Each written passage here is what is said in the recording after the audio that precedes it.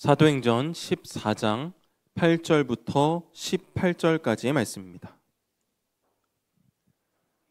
봉독하겠습니다. 루스드라에 발을 쓰지 못하는 한 사람이 앉아 있는데 남에서 걷지 못하게 되어 걸어본 적이 없는 자라. 바울이 말하는 것을 듣거늘 바울이 주목하여 구원받을 만한 믿음이 그에게 있는 것을 보고 큰 소리로 이르되 내 발로 바로 일어서라 하니 그 사람이 일어나 걷는지라. 무리가 바울이 한 일을 보고 루가오니아 방언으로 소리질러 이르되 신들이 사람의 형상으로 우리 가운데 내려오셨다 하여 바나바는 제우스라 하고 바울은 그 중에 말하는 자이므로 헤르메스라 하더라. 시외 제우스 신당의 제사장이 소와 화환들을 가지고 대문 앞에 와서 무리와 함께 제사하고자 하니 두 사도 바나바와 바울이 듣고 옷을 찢어 무리 가운데 뛰어 들어가서 소리질러 이르되 여러분이 어찌하여 이러한 일을 하느냐? 우리도 여러분과 같은 성정을 가진 사람이라. 여러분에게 복음을 전하는 것은 이런 헛된 일을 버리고 천지와 바다와 그 가운데 만물을 지으시고 살아계신 하나님께로 돌아오게 함이라. 하나님이 지나간 세대에는 모든 민족으로 자기들의 길들을 가게 방임하셨으나 그러나 자기를 증언하지 아니하신 것이 아니니 곧 여러분에게 하늘로부터 비를 내리시며 결실기를 주시기는 선한 일을 하사 음식과 기쁨으로 여러분의 마음에 만족하게 하셨느니라 하고 이렇게 말하여 겨우 무리를 말려 자기들에게 제사를 못하게 하니라. 귀한 찬양 감사합니다. 음이 높아서 힘드셨을 텐데 아름다운 찬양 들려주셔서 감사합니다. 명절입니다. 명절 때 되면 그 전주에 우리 교인들이 이동이 있는 분들이 있어요. 다음 주까지도 아마 그렇겠죠. 안전하게 명절을 잘 보내시기 바랍니다. 대신 하나만 딱 기억하셨으면 좋겠어요. 우리는 하나님의 자녀라는 사실 말이에요. 주님 안에서 아름다운 명절 안전하게 잘 보내시고 또 주 안에서 또 만나시기를 주님의 이름으로 축원합니다. 제가 30대 중반쯤 됐는데요. 그때 고민이 하나 생겼습니다. 주변 사람들이 저를 아끼고 사랑하는 사람들이 이렇게 얘기를 해요. 승무야, 너는 다 좋은데 그 못하는 거 하나만 좀 어떻게 바꿨으면 좋겠다. 그것 좀 잘 할 수 있었으면 좋겠다. 그러면 너는 정말 앞으로 잘 될 거야. 그것 때문에 손해를 너무 많이 보잖아. 이런 얘기였어요. 그래서 제가 못하는 거, 근데 이거 뭐 어떻게 할 수가 없어서 배워보려고 책을 샀습니다. 제가 뭐 하다못해 뭐 하나 배우게 되면 책을 사서 이론을 배우고 이론을 바탕으로 실전 연습을 하고 그래서 습득을 하는 경우가 많은데요. 그래서 아주 큰 결심을 하고 꽤 두꺼운 책인데 이 책을 서점에서 샀어요. 제목이 아부의 기술입니다. 제가 못하는 게 뭔지 아시겠죠? 그러니까 저는 없는 얘기는 잘 못해요. 그러니까 제가 누군가에게 칭찬을 하면 진짜입니다, 진짜. 예. 근데 제가 이게 책을 열심히 봤거든요. 근데 이게 배우는 거 익혀서 제 걸로 만드는데 실패했습니다. 왜냐하면 이게 이론적으로 안다고 되는 게 아니에요. 일단 눈치가 빨라야 돼요. 근데 저는 어렸을 때부터 눈치가 없어요. 그러니까 그 눈치 있게 딱딱 치고 들어가서 말을 못해요. 두 번째, 그 상황에 적합한 말을 잘 만들어서 해야 되는데 그것도 안 돼요. 그래서 결국은 오늘날까지도 못 배우고 있습니다. 대신에 책은 열심히 봤습니다. 물론 책을 봤기 때문에 나름대로 좋아진 건 있어요. 뭐냐면 예전에는 아부를 이렇게 잘하는 사람들 보면 별로 보기 안 좋아했거든요. 그래서 좀 마음에 안 좋아서 야, 뭐 저러냐 뭐 이런 생각을 했는데 이 책을 읽은 다음에는 아부를 잘하는 거는 대단한 능력이 있는 사람이구나. 그 사람을 이해할 수 있게 됐어요. 그리고 좋은 건지 나쁜 건지 모르겠는데 제 서재에 꽂혀있던 이 책을 저희 아들이 정말 열심히 봤습니다. 그러더니 우리 아들이 원래도 잘했지만 화려한 말솜씨를 갖게 되는 아주 긍정적인 건가요? 저하고는 좀 다른 사람이 됐습니다. 여러분은 어떻습니까? 오늘 성경의 이야기를 서론에 있는 이야기를 나중에 다시 한번 얘기할 건데요. 성경의 이야기를 먼저 들어가 보죠. 자, 우리가 지난주까지 바울의 1차 전도 여행을 계속 보고 있는데 바울과 바나바가 비시디아 안디옥에서 그렇게 놀랍게 복음을 전했음에도 불구하고 유대인들의 이 뭐라 그럴까 그 모함에 의해서 억울하게 박해를 받고 이고니온으로 갑니다. 이고니온에서는 어땠냐? 회당에 들어가서 말씀을 전해요. 그리고 유다와 헬라의 허다한 무리가 믿었습니다. 그런데 유대인들이 또 역시 이방인들을 선동을 해서 결국 두 사도가 위협을 당하고 그래서 도망하는 지경에 이릅니다. 그렇게 몸을 피해서 바울과 바나바가 간 곳이 어디냐? 루스드라와 더베입니다. 여기 여러분 녹색으로 이렇게 동그랗게 제가 칠해놨죠. 그러니까 이고니온에서 멀지 않은 도시에 루스드라가 있었고 더베가 있었는데 오늘은 그 루스드라라는 곳에서 있었던 이야기입니다. 루스드라라는 곳이 어떤 곳이냐? 일단은 여기는 로마군이 통치하는 데입니다. 그리고 이 루스드라는요 농업 도시예요. 이 사람들은 대부분 농업을 하고 목축에 의존했던 사람들이라고 합니다. 그러다 보니까 유대인들이 별로 없어요. 유대인들은 보통 만약에 다른 곳에 가서 살려면 농사 짓고 살기 어려워요. 장사하게 되죠. 우리나라 사람들이 대부분 외국에 이민을 가서 농사를 짓는 사람은 많이는 못 봤어요. 거의 못 본 것 같은데요. 그건 나중에 좀 시간이 지나서나 할 수 있는 일이지 처음에는 장사를 한다거나 뭐 사업을 한다거나 이래야 되잖아요. 그러니까 마찬가지입니다. 비시디아 안디옥 유대인들, 그 교통의 요지에 있는 유대인들은 상업적인 일에 가담할 수 있었으니까 유대인들이 굉장히 많이 살았고, 반면에 이 루스드라에는 농업도시니까 농사 짓는 사람들이 있으니까 유대인들이 거의 없어요. 유대인들이 거의 없으니까 회당이 없어요. 그래서 루스드라에는 회당이 없었습니다. 그러니까 회당이 없으니까 이 바울과 바나바는 길거리에서 돌아다니면서 복음을 전해야 하는 거예요. 그렇게 거리에서 복음을 전하고 있는데 루스드라에서 발을 쓰지 못하는 한 사람을 만납니다. 발을 쓰지 못한다라는 것을 성경에서 덧붙여서 설명해 주고 있는데, 나면서부터 걷지 못하게 돼서, 그리고 한마디 더 붙어 있죠. 걸어본 적이 한 번도 없는 사람이다. 여러분, 사실요, 기관이 멀쩡해도요, 경험이 없으면 할 수가 없어요. 그러니까 걸어본 적이 없다는 얘기는 이 사람이 걸을 수 있다는 것, 걷게 됐다는 것은 진짜 말도 안 되는 기적인 거예요.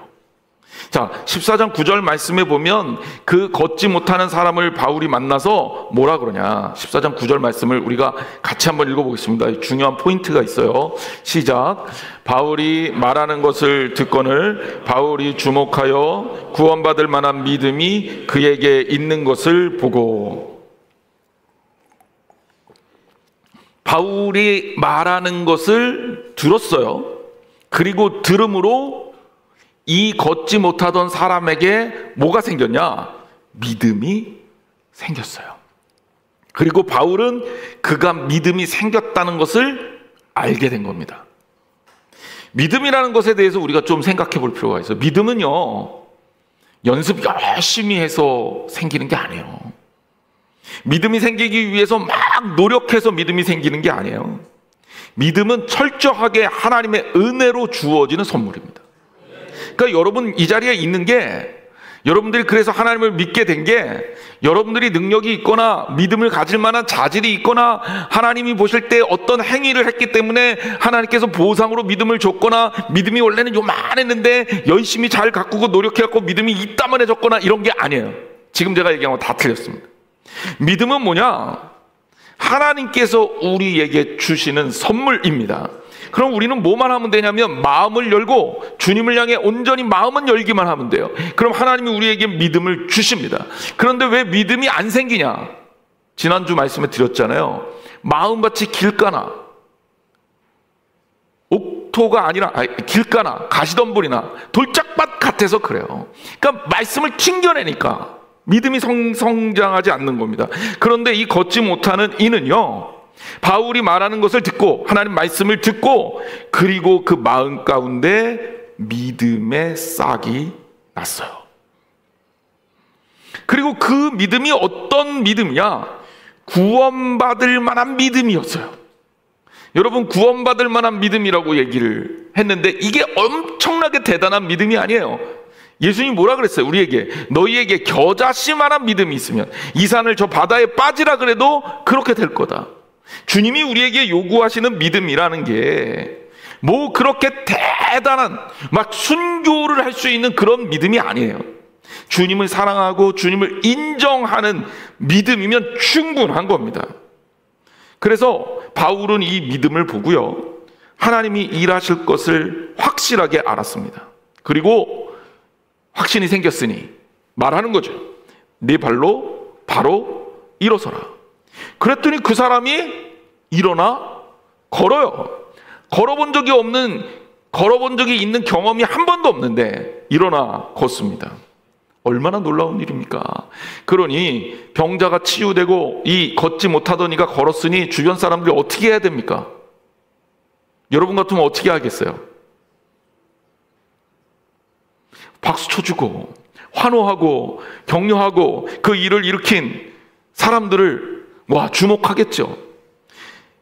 그런데 이를 보던 무리들이 오버를 해요. 어떤 오버를 하냐? 바울과 바나바를 신이다, 이렇게 생각한 거예요. 왜 그런 생각을 이 사람들이 하게 되느냐면 배경이에요. 이 루스드라는 농촌 도시고요. 그리고 그리스 신화의 영향을 받은 그리스 신이나 로마 신이나 이 같은 맥락에서 신들의 이야기가 이제 그리스 로마 시대를 관통하게 되는데, 그래서 우리가 우리나라 신들은 잘 몰라도 초등학교 때 또 유치원 때 다 신화, 그리스 신화 한두 번씩은 다 읽어보잖아요. 그렇죠? 그런 거예요. 이때 이 바울과 바나바를 그리스 신들 중에 바나바를 제우스로 그리고 바울을 헤르메스의 현현이다, 이렇게 생각한 겁니다. 그리스 신화에 보면 신들이 가끔 인간 세계의 인간으로 변장해서 나타나서 사고도 치고 큰 일도 일으키고 때로는 별 얘기가 다 써 있어요. 그런 거죠. 제우스는 신들의 왕이에요. 아마도 바나바가 뒤에서 이렇게 딱 무게 잡고 있으니까 바나바를 제우스다, 이렇게 생각한 것 같아요. 헤르메스는요, 여러분들이 모르시는 분들도 있겠지만 그리스 신화에 보면 헤르메스는 제우스가 요정하고 바람을 펴서 낳은 아들인데요, 이 헤르메스는 원래는 요정의 아들이기 때문에 예를 들자면 제우스의 아내 헤라의 아들이나 이렇게 되면 좀 능력이 있고 지위가 높겠지만 원래는 12주신에 들어갈 군번이 아니에요. 그런데 이 헤르메스가 능력이 좋아서 올림푸스의 12주신에 들어가게 됩니다. 그리고 이 헤르메스는 그리스 신화에 보면 말을 기가 막히게 잘해요. 그래갖고 신들 중에 언변이 제일 좋은 사람이 이 헤르메스입니다. 그러니까 뒤에서 뒷짐지고 있는 바나바는 제우스고 앞에서 말을 이렇게 딱 하는 사람을 딱 보니까 이 신은 헤르메스다, 이렇게 오해를 한 거죠. 그래서 어떻게 됐냐? 난리가 났어요. 나면서부터 못 걷던 사람을 고친 거 보니까 이거는 제우스와 헤르메스가 현현한 거야. 빨리 제우스를 섬기는 제사장 데리고 와서 이 두 사람에게 제사를 드려야 돼. 안 그러면 큰일 나. 그래서 제우스를 섬기는 제사장이 어디에 있었냐? 시외에 있었다. 성경이 그렇게 나오는데 정확하게 얘기하면 마을 입구쯤에, 거기서 살짝 벗어난 곳에 늘 신전이 있어요. 우리나라도 그렇잖아요. 마을에 사당이 어디 있습니까? 그러니까 잘 몰라도 그 옛날 사극 같은 거 보면 마을 어귀로 이렇게 들어가는 입구쯤에 있잖아요. 천하대장군, 지하여장군 어디 있습니까? 그 동네가 문제예요. 그 동네가. 그러니까 제우스 신전이 있는 곳으로 막 달려가서 거기 있는 제사장을 데리고 와서, 그리고 큰 인심 쓰는 거죠. 소를 잡습니다. 그리고 소에다가 화환을 씌웠겠죠. 그래서 소를 막 장식을 해서, 그래서 이 바울과 바나바를 위에서 섬기고 제사를 하려고 준비를 한 겁니다. 여기에 바울과 바나바가 어떻게 반응합니까? 오늘은 사실 이 이야기를 하려고 해요. 바울과 바나바는 이 일을 인정하지 않고 옷을 찢고 무리 가운데 들어가 소리를 지릅니다. 그들의 외침이 사도행전 14장 15절에 언급이 되는데 이 부분 우리가 함께 읽어보겠습니다. 시작. 이르되 여러분이여 어찌하여 이러한 일을 하느냐? 우리도 여러분과 같은 성정을 가진 사람이라. 여러분에게는 복음을 전하는 것은 이런 헛된 일을 버리고 천지와 바다와 그 가운데 만물을 지으시고 살아계신 하나님께로 돌아오게 함이라. 아멘.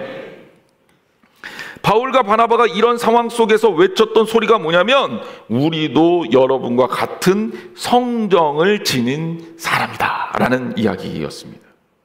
오늘 말씀은 이 의미가 정확하게 무엇인지를 살펴보고자 해요. 첫 번째, 우리도 너희와 같은, 여러분과 같은 성정을 가진 사람이다. 이 얘기는 뭐냐면 우리도, 나도 너희와 같은 사람이다. 이 얘기예요.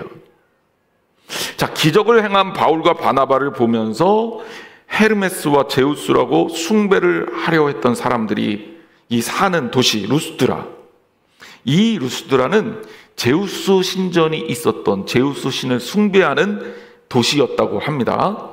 이곳에는 제우스 신에 관한 전설이 내려오고 있었다. 어떤 문헌에 그렇게 적혀 있다고 해요. 그래서 그 전설을 좀 이야기를 해드리려고요. 지금부터 전설 따라 삼천리, 전설의 고향 이랬습니다. 전설 따라 산만리인 줄 알았어요. 제가 엄마 찾아 산만리랑 헷갈려. 그랬더니 2부 예배 때 물어보니까 삼천리래요. 그렇죠. 우리나라는 산만리가 안 되는데. 어느 날 제우스가 루스드라 사람들이 어떻게 살아가는지를 보려고 사람의 모습으로 루스드라를 방문했답니다. 이 루스드라를 방문한 제우스의 모습이 굉장히 남루했나 봐요. 그러니까 마을 사람들이, 이 루스드라 지방 사람들이 이 사람들을 박대한 거예요. 제우스를. 신인지도 모르고. 그리고 유일하게 빌레몬이라는 노부부, 성경에 나오는 빌레몬하고 상관없어요. 그냥 전설 따라 삼천리에 나오는 빌레몬이에요. 빌레몬이라는 노부부는 이 제우스가 현연한 사람을 극진하게 잘 대접했답니다. 그리고 그날 밤에 홍수가 나요. 그리고 마을을 덮쳤고 빌레몬과 그의 아내만 남고 마을이 멸망을 당했답니다.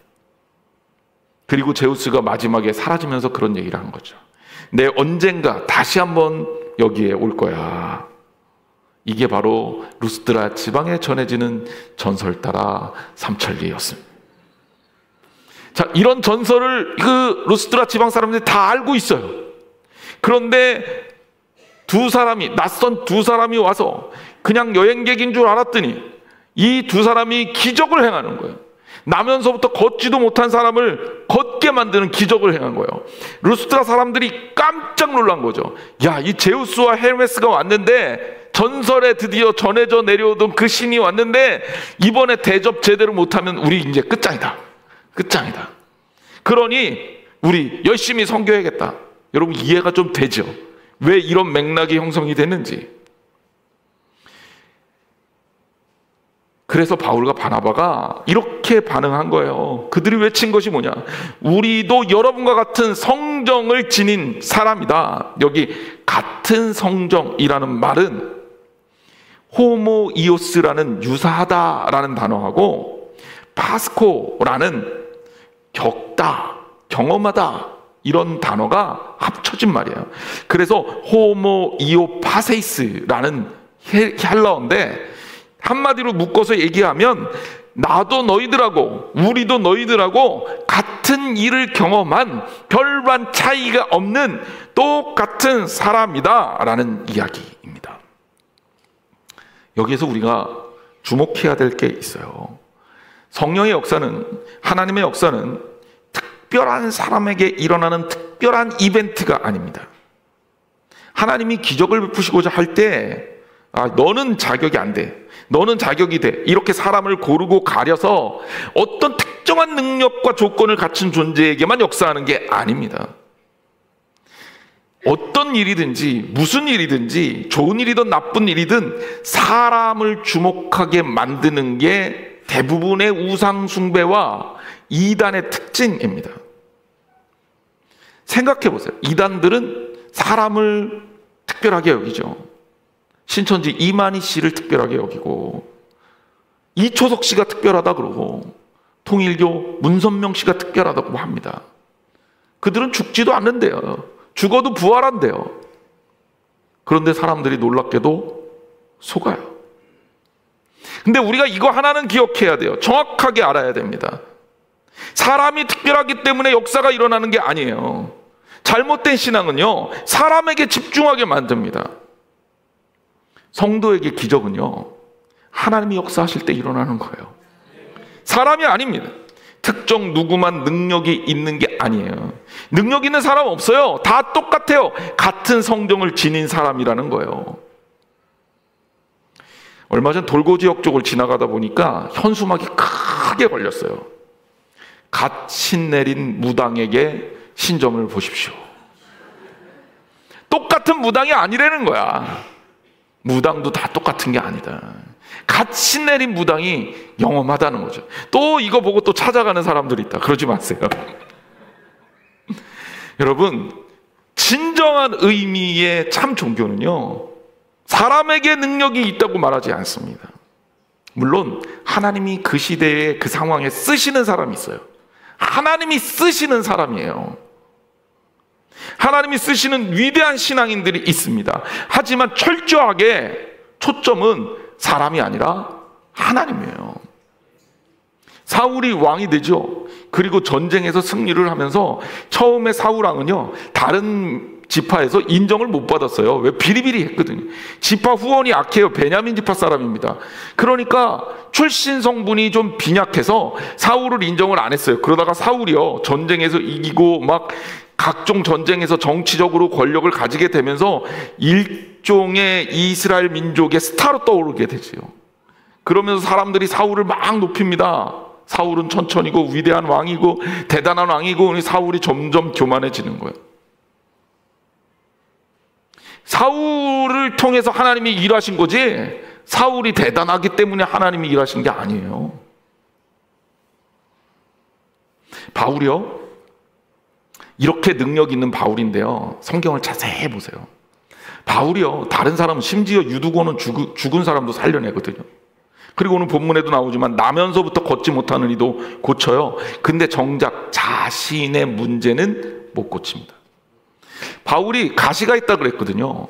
이 가시를 없애기 위해서 3번이나 기도했다고 했거든요. 그런데 정작 하나님은 바울의 가시는 고쳐주지 않으셨어요. 바울이 능력이 있으면 왜 가시를 안고 살아갑니까? 학자들 사이에 바울의 이 가시가 뭘까, 이것 가지고 그 논쟁을 하거나 또 연구를 하는 사람들이 있어요. 어떤 사람들은 안질이라고도 얘기해요. 눈이 이제 잘 보이지 않을 거다, 그게 문제다. 근데 어떤 사람은 간질이라고도 얘기합니다. 안질이든 간질이든 바울에게 가시가 있었다는 것은 여러분 치명적인 약점 아닙니까? 바울이 이렇게 놀라운 기적을 이루면서 돌아다니는데, 바울은 정작 다니는 데마다 어때요? 몸 상태가 골골한 거예요. 몸 상태가 좋지 못한 거예요. 자신은 돌 맞아 죽을 뻔도 하고, 경찰이 아니죠. 예, 군인들에게 잡히기도 하고, 실제로 병들어서 골골대면서 하나님의 말씀을 증거했던 겁니다. 성지순례 가잖아요. 그러면 제가 여러분들한테 팁을 하나 드릴게요. 성화를 많이 보게 돼요. 성화란 사도들이나 또 혹은 성경의 이야기들을 그림으로 옮겨놓은 거예요. 당연히 이 초대교회에 있던 사도들의 모습도 그려놓은 성화들이 꽤 많습니다. 그 중에 바울의 모습을 그린 성화도 당연히 있어요.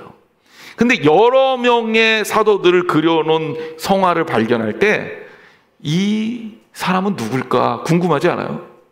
그럴 때 여러분들이 바울을 찾는 팁을 알려드릴게요. 확실하게 바울은 찾는 방법을 알려드릴게요. 첫 번째, 일단 대머리입니다. 바울은 성화에서 늘 머리숱이 없어요. 실제로 그랬는지 안 그랬는지 저는 기록은 본 적이 없는데 성화에 그렇게 그려요. 두 번째, 못생겼어요. 그리고 세 번째, 키도 작아요. 요즘 젊은 여자 청년들이 제일 싫어하는 외모의 조건을 다 갖춘 거예요. 다.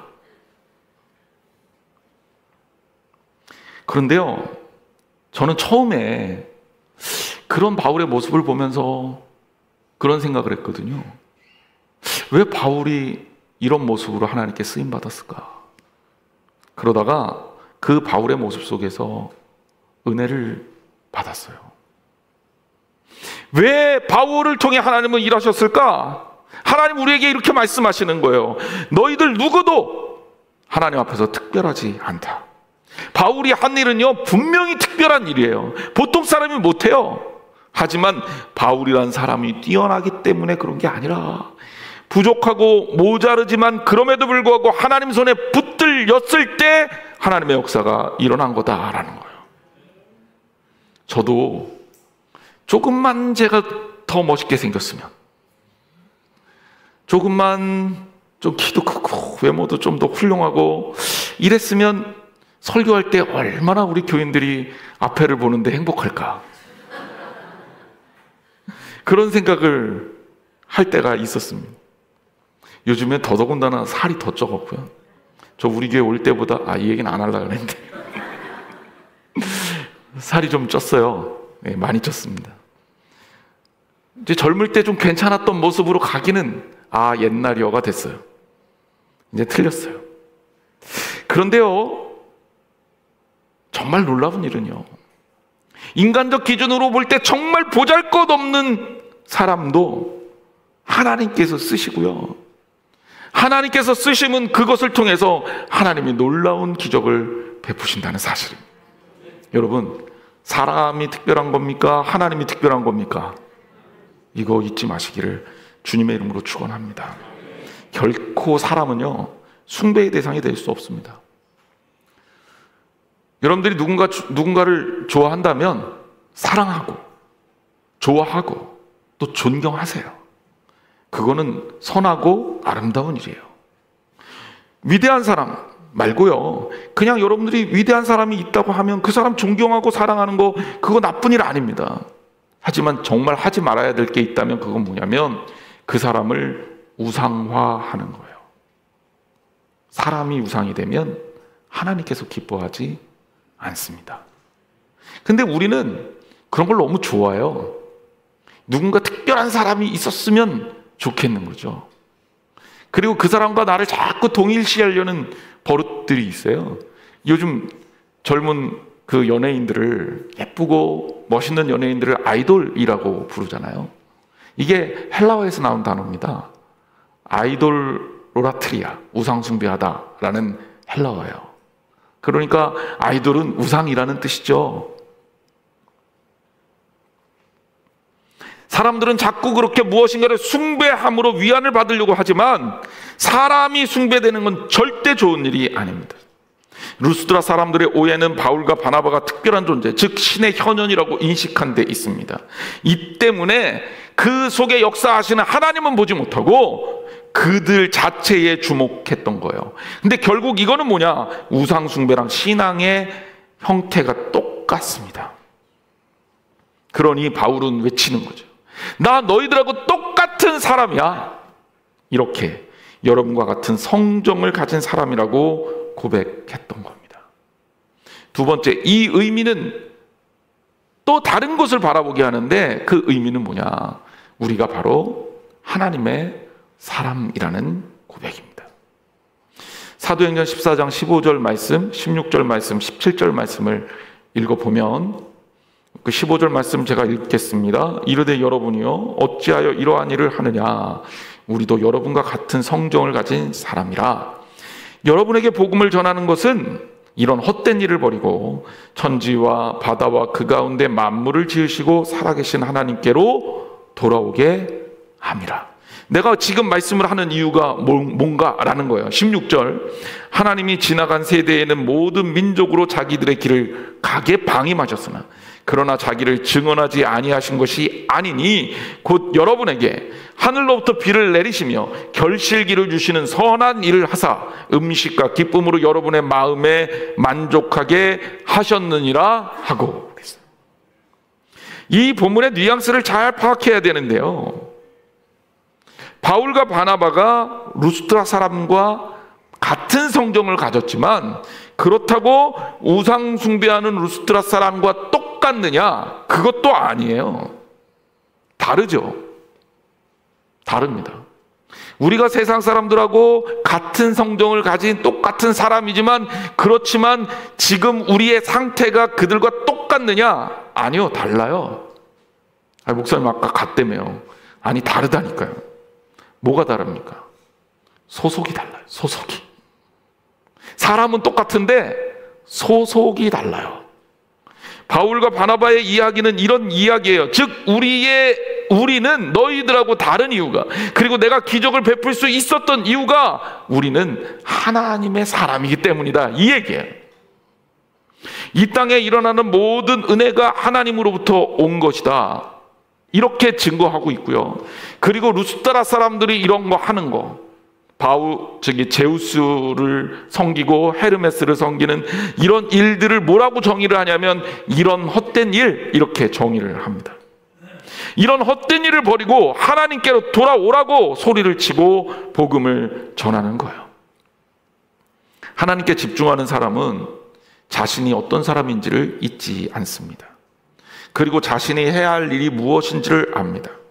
바울과 바나바는 자신이 하나님의 사람이며 그리고 해야 할 사명이 무엇인지를 분명히 알기에 나 아니야 나 너희들하고 똑같아, 이걸로 그치지 않고 무엇을 하고 있는 거예요?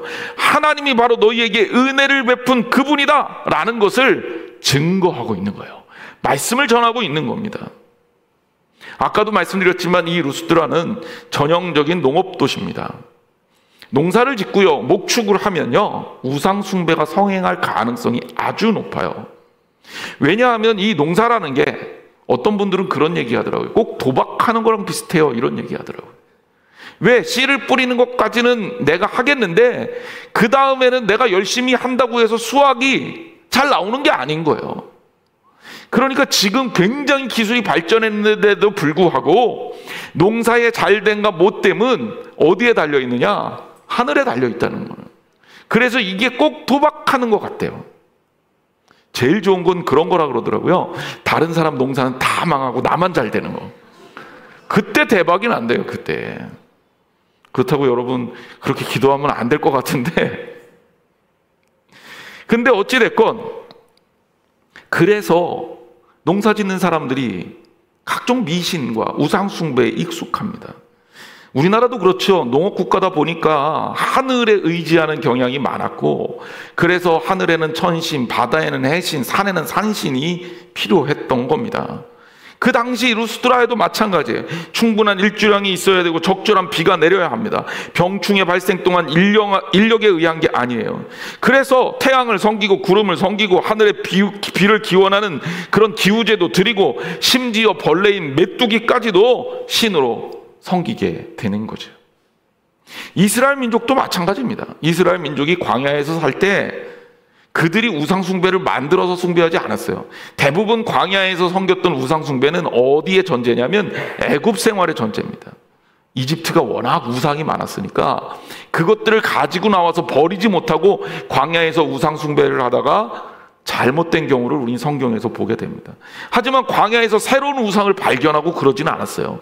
근데 이스라엘 민족이 어디에서부터 본격적으로 신앙이 망가지냐면 가나안에 정착해서 농사를 짓기 시작하면서부터입니다. 그러면서 바알과 아세라를 섬기죠. 바알은요, 농사의 신이에요. 그러니까 바알하고 친해질 수밖에 없는 겁니다. 비와 폭풍과 바람을 주관해요. 그러니까 농사하고 아주 밀접한 관련이 있는 거죠. 그리고 아세라 신도 섬깁니다. 아세라가 누구냐면 바알의 모신, 어머니 신이에요. 가나안 신들 대부분은 아세라 신의 자녀라고 알려져 있습니다. 아세라 신을 섬기면 또 하나 문제가 생겨요. 성적 타락이 만연해집니다. 왜냐하면 아세라 신 자체가 성행위를 하는 신이에요. 그러니까 이 성관계의 신인 이 아세라는 이 성적 타락을 일으키기 아주 적합한 거죠. 쾌락과 성행위의 신이라는 거죠. 그리고 여러분, 제가 아까 벌레 얘기했잖아요. 벌레도 신이냐? 벌레도 신입니다. 바알제붑이라고 되어 있잖아요. 성경에 나오죠. 바알은 주인 이런 뜻이에요. 왕 이런 뜻이고요. 제붑은 날벌레, 파리 이런 뜻입니다. 그러니까 바알제붑은 어떤 신이냐? 파리의 주, 벌레의 주라는 뜻이에요. 그러니까 벌레신이죠. 벌레신, 지금 우리는 되게 우습게 여기지만 여러분, 메뚜기가 한번 이상 번식을 해서요, 여기를 쓸고 지나가면요, 그러면 농사고 뭐고 다 날아가요. 옛날에 우리나라 역사 기록에도 황충이 발생해갖고 농업을 망친 예가 여러 기록들이 있거든요. 뭐 중국 같은 대륙은 더 말할 나위도 없고 지금도 그런 일들이 벌어지고 있으면 속수무책으로 당합니다. 그러니 이런 농사를 지면서 사람들의 마음에 거짓된 신을 자꾸 만들어서 섬기는 거예요. 불안하니까. 그런 이들에게 바울이 얘기하는 거죠. 너희 천지를 지으신 분이 하나님이시다. 비를 내리고 결실을 주시는 분이 하나님이다. 우상 숭배하는 헛된 일을 버리고 하나님께로 돌아와라. 그러면서 바울이 우리도 너희 같은 성정을 가진 사람이라고 외칩니다. 그 얘기는 뭐냐? 우리 너랑 똑같은데 다른 게 있다. 하나님을 섬기는 사람이야. 하나님을 섬기는 사람이기에 우리는 우상을 숭배하는 너희와는 다르고 이런 역사도 기적도 일으킬 수 있는 거야. 이렇게 얘기하는 거죠. 하나님의 존재를 인정하라는 이야기입니다. 우상을 만들고 그것을 미신화해서 스스로의 자유를 억압하면, 그리고 아무 의미도 없는 행위를 계속해서 반복하며 미신의식을 쌓아가는 그들을 향해 바울과 바나바는 자신들은 하나님의 역사를 증거하는 그리스도의 사람이다 라는 것을 가르치고 있는 겁니다. 루스드라의 어리석은 사람들과 바울과 바나바의 차이는 바로 하나님과 함께 하느냐 그렇지 않느냐의 차이예요. 즉 같은 성정을 지녔지만 이런 역사를 일으킬 수 있는 것과 없는 것의 차이는 어디에서 차이가 난다? 소속이 다르다. 하나님께 속해 있느냐 세상에 속해 있느냐 그 차이다라는 겁니다. 세 번째, 이 이야기의 또 하나의 결론은 뭐냐면, 그러므로 인간이 받을 영광은 없고 오직 하나님께 영광을 돌려야 한다는 거예요. 우리도 여러분과 같은 성정을 지닌 사람이라고 외치는 바울의 외침 속에 사람들의 숭배의 대상이 돼서 이익을 취하는 인간들에 대한 경고까지 담고 있다는 겁니다. 많은 사람들이 높임받는 것을 좋아합니다. 높임이 지나쳐 숭배라도 받으면 더더욱 좋지요. 그리고 이것을 이용해서 자신이 온갖 이익을 취하고 권력을 휘두릅니다. 그러면서 즐거워하죠. 이 땅의 권력자들이 역사적으로 보면 왕권 신수설, 즉 왕의 권력이 신으로부터 나왔다. 심지어 짐이 곧 신이다. 짐이 곧 왕이 곧 국가다. 이런 이야기들을 서양이나 동양이나 할 거 없이 마음대로 만들어서 막 했습니다. 왜? 숭배받고 싶거든요. 숭배받으면 숭배하는 사람들은 그 사람의 말이 법보다 더 무섭거든요. 그렇게 군림하고 싶어 합니다. 이게 기본적으로 인간의 마음이에요. 적어도 내가 그렇게 해달라고 하지는 않지만 남들이 서로 그렇게 대우를 하면 못 이기는 척하고 누리는 게 사람이기도 합니다. 그런데 우리는 어떤 행위를 하기 전에요, 이게 과연 하나님께서 기뻐하시는 일인가를 생각하고 통찰해야 합니다. 우리가 사도행전 말씀을 들어오면서 과거의 말씀을 기억해 보세요. 신의 현현을, 태양신을 코스프레했던 헤롯, 그 헤롯이 동이틀 무렵에 햇빛을 받으며 은으로 만든 그런 옷을 입고 반짝반짝하면서 기가 막히게 나타나서 연설을 기가 막히게 했을 때 사람들이 그에게 신의 소리를 들었다며 영광과 찬송과 숭배의 대상으로 만들지 않았습니까? 그때 헤롯이 영광을 하나님께 돌리지 않음으로 인해 성경에 뭐라고 말합니까? 충이 먹어 죽었다라고 말해요. 바울과 바나바도 이 장면에서 그렇게 될 수 있는 신앙적 위기를 만난 겁니다. 바울과 바나바 가는 데마다 박해받고 고생했습니다. 오해받았습니다. 누명 썼습니다. 예수님 말씀 전하면서 가는 곳마다 영광을 드러내고 기적을 이뤄내고 말씀을 통해 사람들을 많이 주님께로 돌아오게 했지만 그 결과는 매번 도망가고 쫓겨가고 핍박받고 오해받고 정말 그러는 가운데 마음이 얼마나 상처가 많고 힘들고 어려웠겠습니까? 그런데 여기 루스드라에 왔더니 사람들이 자신을 높여요. 신이라 그러고 숭배합니다. 그러니 바울과 바나바도 인간적인 마음에 그래 잠깐 동안만이라도 우리가 좀 편하게 있자, 좀 타협하자, 이동접도 누려도 되지 않냐? 라는 생각으로 그냥 모른 척하고 받아줄 수도 있는 위기가 온 거예요. 신앙인의 위기는요, 어려울 때만 오는 게 위기가 아니에요. 힘들고 어려울 때 말고 너무너무 좋은데 자기 분수 이상으로 너무 좋을 때 그때 문제가 오는 경우가 너무나도 많아요. 왜? 교만해지기 때문에 그렇습니다. 바울과 바나바가 옷을 찢고 소리를 지르며 말씀을 통해 하나님을 증거하고 나아가 무리를 말려서 제사를 드리지 못하게 합니다. 이게 바울과 바나바가 하나님께 붙들린 온전한 사람이라는 이야기예요. 우리 아부와 아첨이 너무 약해요.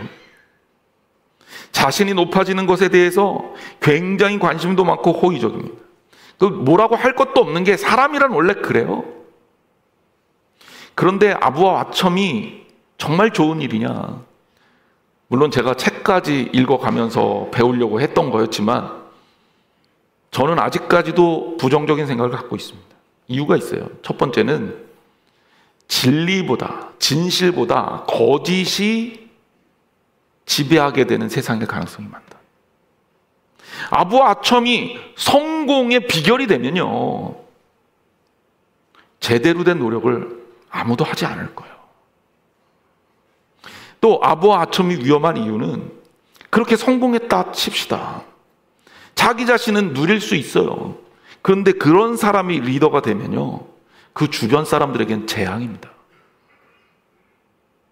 그래서 아부와 아첨에 능한 사람을 우리가 역사적으로 간신이라고 하는 거예요. 왜? 나라를 말아먹게 만드니까.